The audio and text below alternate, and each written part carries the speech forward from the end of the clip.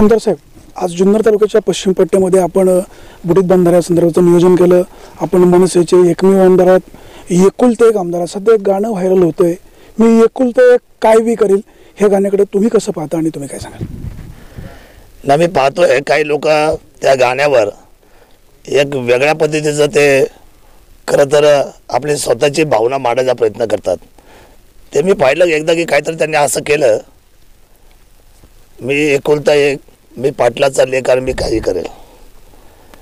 पण मला असं वाटतं मी सुद्धा एकुलता एक आहे, महाराष्ट्र राज्याचा एकुलता एक आमदार.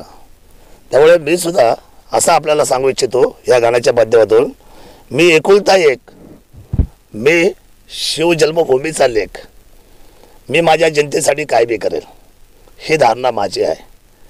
त्यामुळे काही मोठ्या घरची लेकरं आहेत, काही मोठ्या घरची माणसं आहेत, ते खरं तर खूप विलास जीवनामध्ये जगलेत, वाढलेत. त्यांना सुखदुःखाचा या जनतेच्या कळवळीची अजूनपर्यंत त्यांना जाणीव नाही आहे.